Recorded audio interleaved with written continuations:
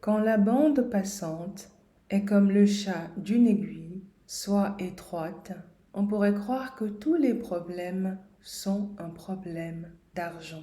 Alors dans cette vidéo, j'aborde le concept de bande passante en psychologie, comment une bande passante large et étroite se manifeste dans notre quotidien et enfin comment répondre à notre quotidien pour l'augmenter. Bonjour, je suis Anne et j'explore de plus en plus depuis 2024 ce qui impacte nos revenus futurs. La bande passante est peut-être un des concepts que j'aime le plus en psychologie, à côté du concept des styles d'attachement. La bande passante est une notion développée dans un livre en anglais, Scarcity. Livre écrit par Sandil Mullainathan, économiste et professeur à Harvard, et son collègue Elda Shafir. Nous avons tous une bande passante avec des réseaux interdépendants. Par exemple,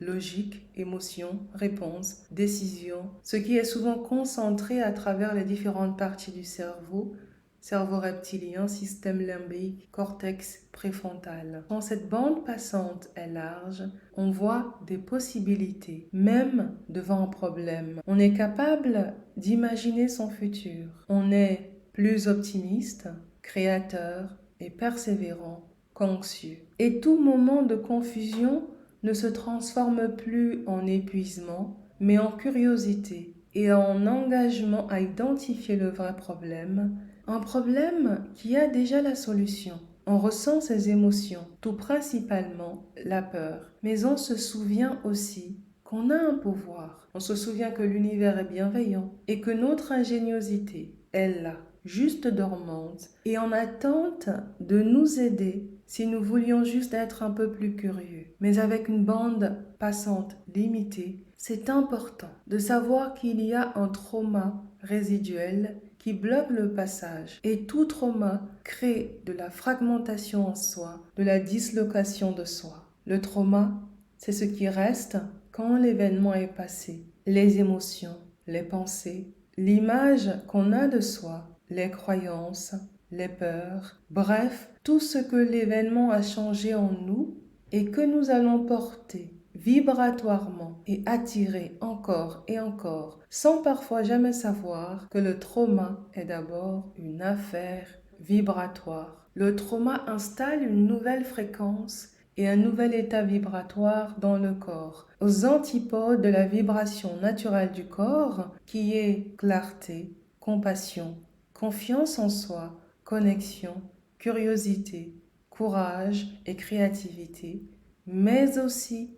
patience, présence, perspective, enjouement et persistance. L'une des premières manifestations de la bande passante limitée ou raccourcie est le sentiment de ne pas avoir assez d'argent, de ne pas avoir assez de temps, de ne pas avoir assez de compétences, voire même de n'avoir pas assez de valeur pour recevoir ce qu'on croit mériter. Ça peut aussi être la croyance de ne pas pouvoir s'en sortir et qui fera qu'on restera dans des relations qui déshonorent la personne et la tirent vers le bas. Ça peut être le fait par exemple de ne plus se sentir en sécurité. Ça peut être le sentiment d'avoir raté sa vie alors que la vie n'est pas en concours, même si on peut avoir des regrets.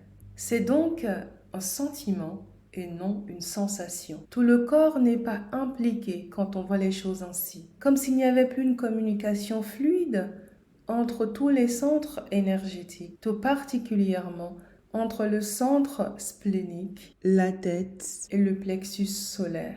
Or, ces trois centres sont les sièges de nos peurs, la peur de ne pas survivre, nos peurs mentales et nos peurs émotionnelles. Mais via ces centres énergétiques, on a aussi la conscience du présent, du futur et du réel. C'est pour cela que ressentir ces émotions, même ces peurs, fait partie de la solution. Quand j'ai commencé à faire mes auto-évaluations du mois, la première chose que j'ai changée est d'arrêter de me critiquer. En me critiquant, en fait, je me suis rendu compte à un moment donné que ce que je faisais, c'était critiquer ma plus jeune version. une version de moi qui avait fait ce qu'elle avait pu avec les moyens, les connaissances et la connaissance de soi qu'elle avait à l'époque. Et j'ai commencé à voir du changement. Je ne réagissais plus. J'avais au contraire accès à une autre façon de voir les choses. En psychologie, cela s'appelle élargir sa bande passante. La bande passante est souvent réduite lorsqu'on rencontre des problèmes. Et on peut croire qu'il n'y a que deux solutions. Ce qui donne un raisonnement, c'est ça ou ça.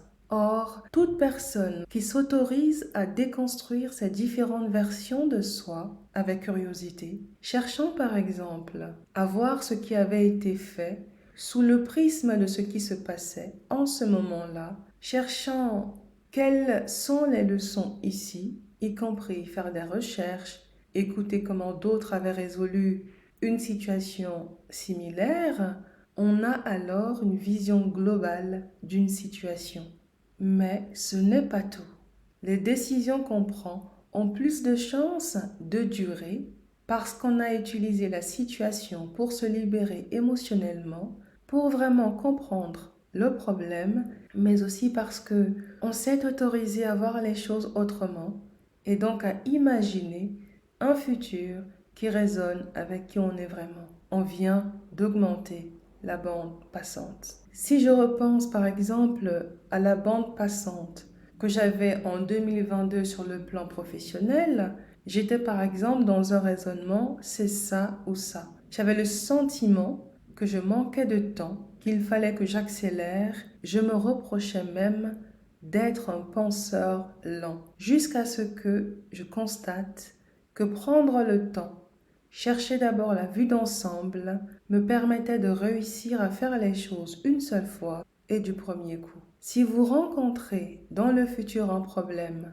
et croyez qu'il sera résolu par l'argent, voici 3 suggestions pour peut-être d'abord mettre à jour votre bande passante. Première suggestion, accepter de perdre. Quoi que ce soit qui vienne après le verbe perdre.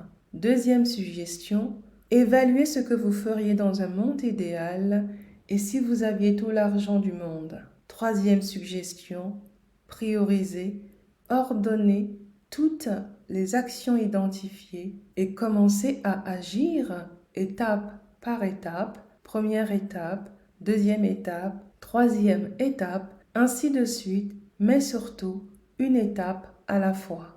Je me souviens encore, quand j'ai reçu l'intuition par rapport à l'une de mes spécialisations professionnelles, d'écrire à des ambassadeurs. Je savais que la première étape était d'abord d'apprendre comment on écrit un ambassadeur pour solliciter une audience. Je savais qu'il serait nécessaire de fournir au moins un document, une information qui soutienne ma demande d'audience ou de rendez-vous. Je savais également que j'avais besoin de personnaliser mes courriers et donc de rechercher d'autres informations en plus de mettre sur pied un site internet depuis le début. Je voyais déjà en fait que ça prendrait probablement 3 mois, mais accepter de perdre ce temps à payer. Quand j'ai écrit à 11 ambassadeurs, j'ai reçu 4 réponses en moins de 3 semaines.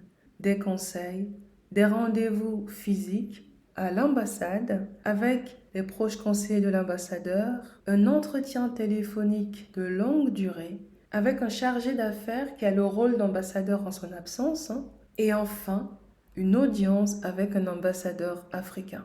Chaque rendez-vous, discussion, a créé des eureka, des intuitions, de nouvelles idées et illuminations qui avaient eu lieu aussi parce que j'avais accepté de perdre le temps. Prendre ce temps m'a aussi permis de collecter des informations que j'ai pu transformer en tableaux, en notes, en dossiers, en playlists, en lectures que je n'ai jamais eu à retoucher depuis le début. Alors, ce que nous pensons parfois être un problème d'argent ne l'est pas toujours. Cela pourrait être, avant toute chose, un problème de bande passante. C'est tout pour aujourd'hui. Merci d'être resté jusqu'au bout avec moi. Belle journée et à bientôt.